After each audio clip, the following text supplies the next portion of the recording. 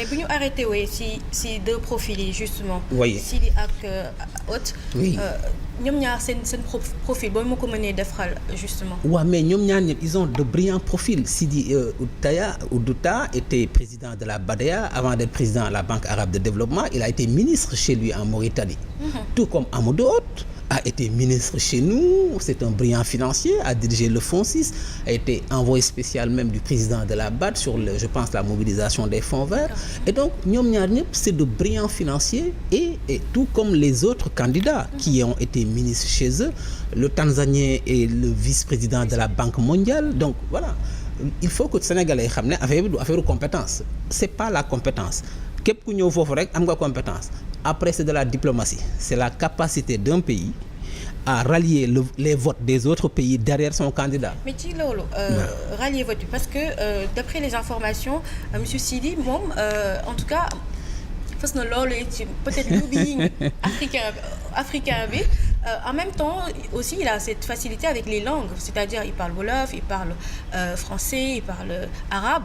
Est-ce que tey tamit vote yi nekkul ni li tamit peut-être lu ndaw loo xamante ne mënoon na la nekk seen différence moom mooy manière de communiquer bi te ñu nekk ci contexte africain géopolitique bu boo xamante ni les deux langues nit ñi dañoo bëgg nekk nationaliste. Les deux langues yi nga xam ne moom la ñuy gën a làkk ci Afrique c'est anglais ak français officiellement ce n'est pas l'arabe.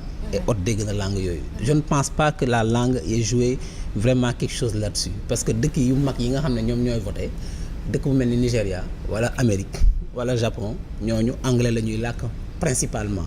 te Amadou Hott dégg na anglais. Donc problème bi du foofu.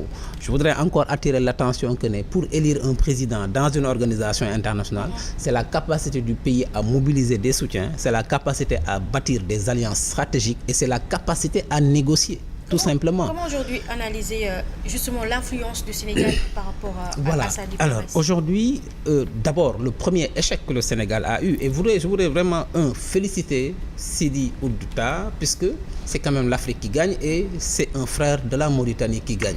C'est important parce que le Premier ministre l'a d'ailleurs félicité.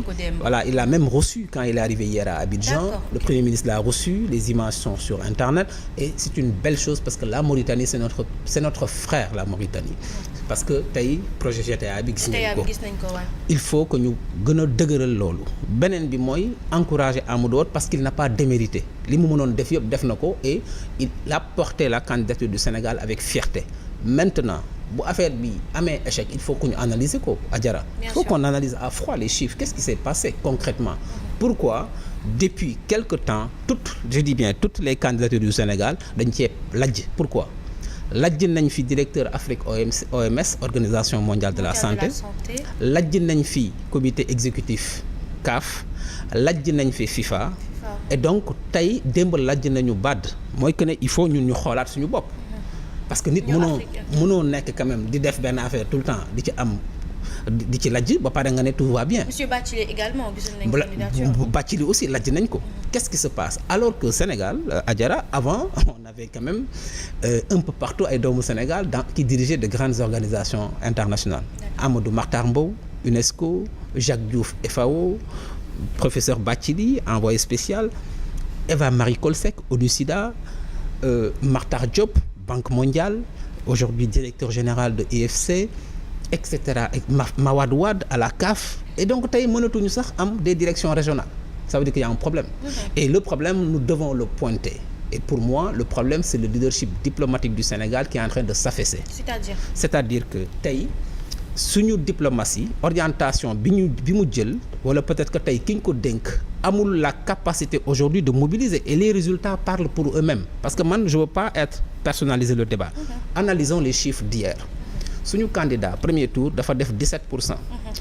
Parce que vote bi comme ni ma la ko waxee il faut que aussi ñu expliquer ko Sénégalais nan lay demee vote bi dañu ne il faut que candidat bi gagne par un système avec 2 majorités.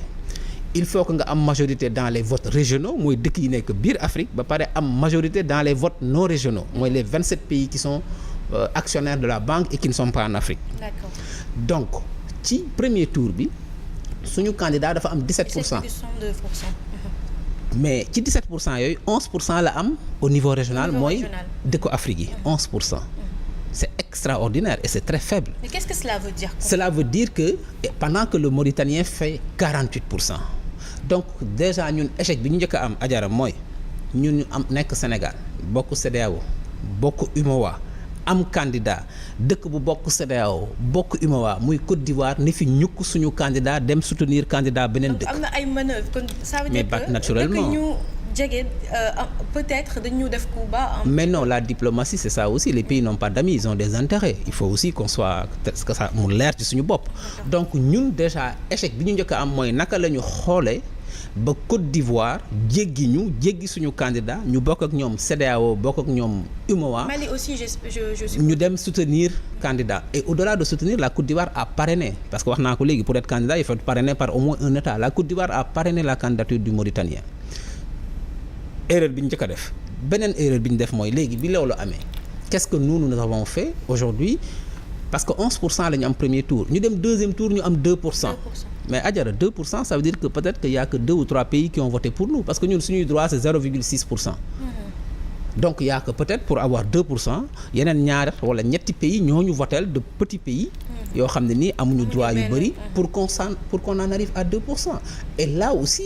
On a fait une erreur de négociation parce que la diplomatie Adjara c'est de l'intelligence en mouvement. bi ñu demee ba def premier tour ñu gis ne suñu candidat am na 17%. Koko raw am 33%, c'est presque le double. Oudouta a eu 33% pendant que le Zambien était largement devant. Mais xoolal la manœuvre diplomatique. Il y a 26,57%. 26,56 et l'autre était à. L'autre, il était.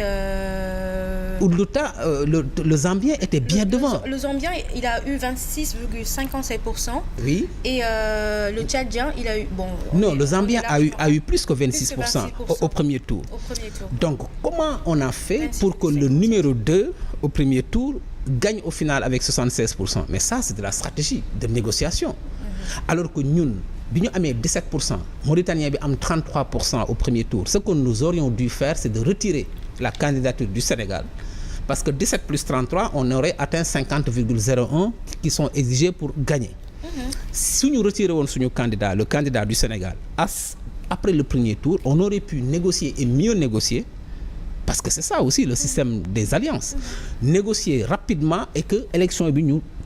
Deuxième tour. Et là, on aurait pu négocier. Donc, tu penses que dafa am inefficacité mais naturellement, par rapport à mais naturellement, d'abord, l'inefficacité dans la conduite de la candidature. Et là, il faut la bonne appesanteur parce que moi, je veux être... Parce que moi, Adjara, ce qui m'intéresse, c'est le Sénégal.